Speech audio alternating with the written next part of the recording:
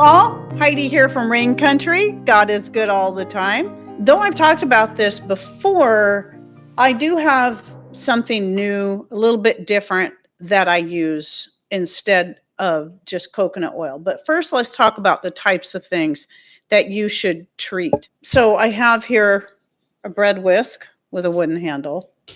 I have several of Patrick's handmade items, quite a few. My tamper, like I use for fermenting. And then this one is also a type of tamper. He made this one specifically for when I'm mashing my grapes. I mash them with this thing first when I'm going to juice them and make wine. This one I like to use quite a bit also for when I'm dehydrating herbs and I'm trying to really press them down in there to make the most of my space in the jar. This works too, but only for the wide mouth, where this will work in the regular mouth because it's narrower. So I do use both of those quite a bit. And then Sunday I was showing this little board that he had made. I'm now using as my cheese board. And then I've got my kitchen board. I didn't bring that in because it's too big and heavy. I'm not going to bring that in. Then I have this board that I didn't show last week. It's another one he had that I had forgotten about. This one's all maple. It's kind of a long, skinny board. Right now, I'm just keeping it in here on the counter back there. And then a couple other things would be any of your knives that have wooden handles, like this. And this is one of my Nakano steak knives. I love these things. I love the color of the handle, too. And then another one of my favorite things Patrick made me is this mortar and pestle. So whenever you get new kitchen items, especially cutting boards in particular, cutting boards need to be treated right away before you use them at all. And one of the common things, and see, I never knew this for years. And when we got married, I was gifted just a standard wooden cutting board. I don't know what kind of wood it is. Patrick would know. And I use that. I still have it. I still really like it. I just like to have a lot of cutting boards of different sizes because I use them in different ways. And of course, it got a big crack in it. And I was really bummed. This was years ago. So Patrick, what he did was he cut the board in the crack was off center. So he cut two places so that it would be, like let's say here's the board and he cut it here where the crack was, and then another place here he cut the board, and then he inserted a piece of walnut. So now it's got two walnut stripes in it, and then put it back together for me. Obviously cleaned up the edges, sanded it and all that. And then I learned that when you keep your wooden, your cutting boards treated, they are far less likely to crack like that. And then I learned all about, treating a cutting board when you first get it. And one of the things that you can do, but it's expensive, is they charge a lot of money for food grade mineral oil. And that's what's recommended for your cutting boards. And I say, wrong. I'm not saying you can't use it. But what I'm saying, there's no sense in paying high dollar for food grade mineral oil when you can use what's in your kitchen. As long as you're using a good oil that is one that is far less likely to go rancid, you shouldn't have any problems. So I was using coconut oil for a long time, and it's still a great option. And every now and then I'll still use it because I'll just grab whatever's closest if I'm in a hurry. The nice thing about coconut oil is because it is a little bit lighter weight, but a little heavier than some of your other liquid oils. It's going to absorb quite well. And so I still am going to recommend that when you first start treating your wood items for your kitchen. And you want it to absorb into the board. And so with the coconut oil, it's best to keep your board in a warm place. Like if I'm doing it in the wintertime, I'll go set it close to the wood stove. And then that really opens the pores up. And then I'll just melt the coconut oil, pour it over there and kind of rub it in a little bit and then just let it set. And when you go back sometime later, you'll notice it doesn't look greasy anymore because most of it has soaked into the board. Flip it over and repeat the process. Flip it over, repeat, flip it over, repeat, and keep doing that until it stops soaking up the oil, whichever kind of oil, diesel oil. Yeah, I don't think so. Not for your kitchen items, Tyler.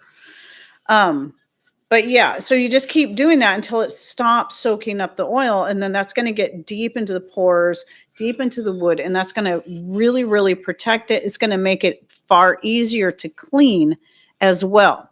Now, you only have to do that kind of treatment like that many times with your new products.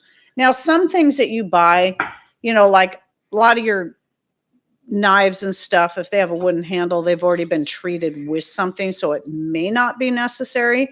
But if you notice any of your wooden products getting kind of rough, then they need some kind of treatment.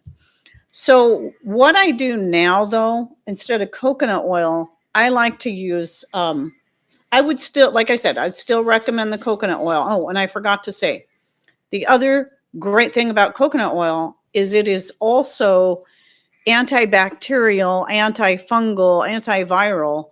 So especially the antibacterial thing. So it's going to help prevent bacteria from, in the wood. It's going to help kill that off and keep it more food safe.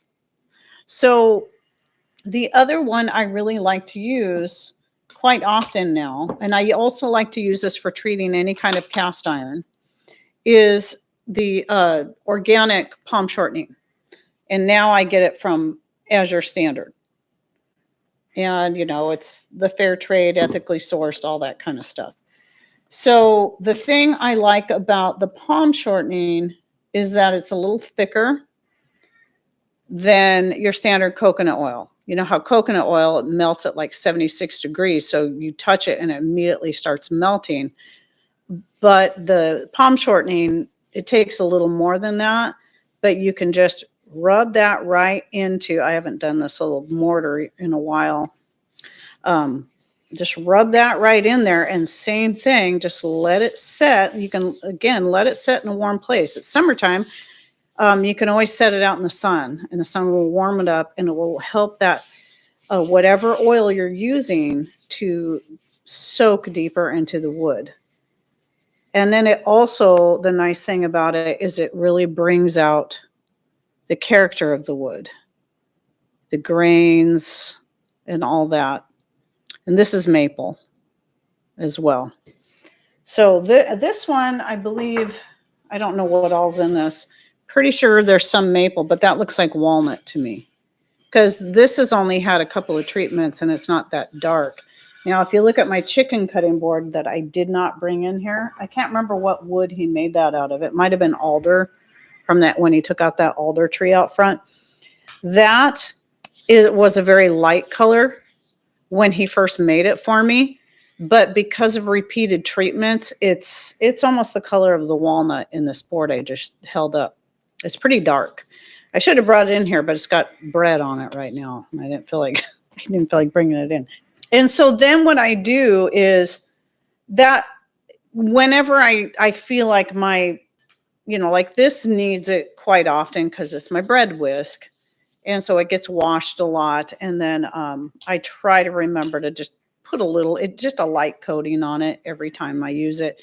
And especially that kitchen board, the big one that Patrick made out of all those, the walnut, the fir, the yew wood. I think there was 4 different woods he used in that.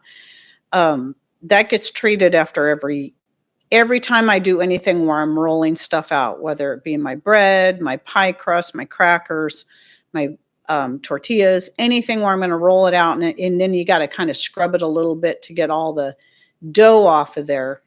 Then I wipe it down really good after I get all that off. And then I wipe it down really good. I let it dry. And then I'll take some of my palm shortening and rub it in all around. And then every so often, I will also flip the board, and just like I just recently did it. I hadn't flipped it in a long time. So I thought, it's time for me to flip this board. So I'll flip the board, clean it off really good, and treat that side. And before I roll anything out on it, I also make sure to put a little bit more. And it can be either the palm shortening, coconut oil, or even butter. just before I go to roll anything out. And what that does is it helps prevent it from sticking so much and makes it easier to clean off.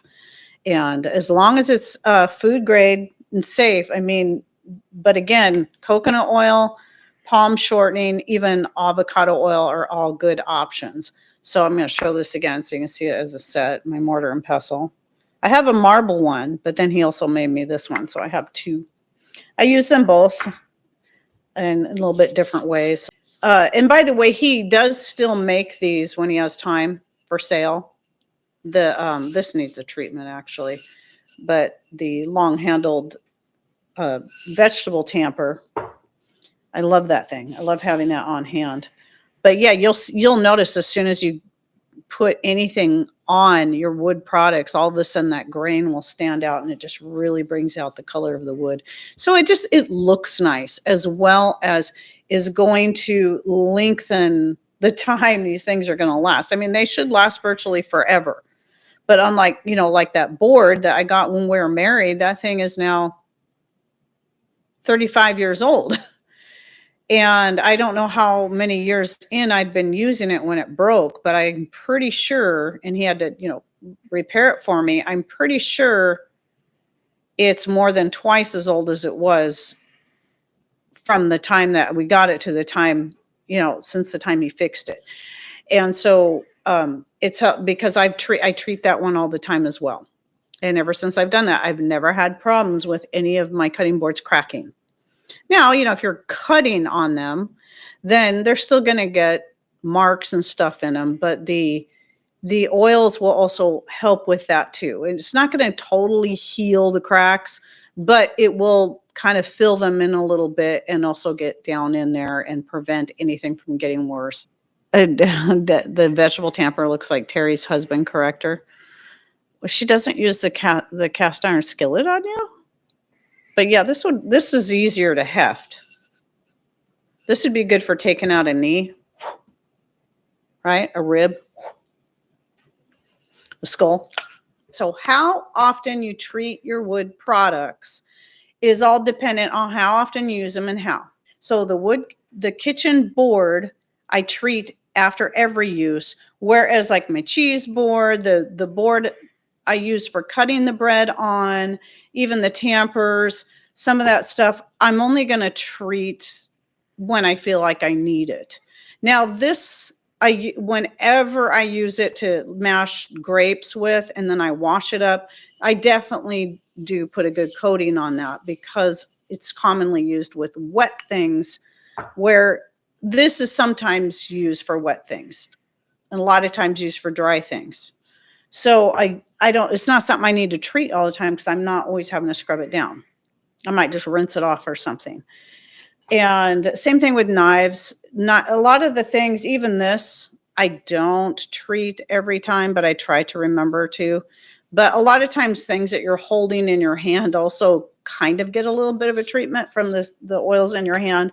But if it's something you're throwing in the sink and washing, and I don't recommend putting a lot of your wood handled stuff in the dishwasher, but or soaking it for long. I never soak anything with a wood handle, just the end. Like I might soak the end, but not the wood handle part.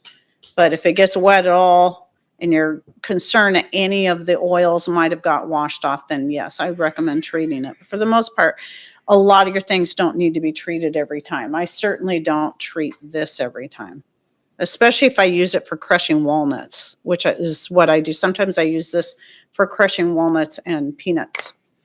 If I just need a little bit, and the natural oils and that just get into the wood anyway, so I don't worry about that. That masher looks painful. It can be, Tyler. This one has a longer reach. So if you're farther away, Terry should use this one.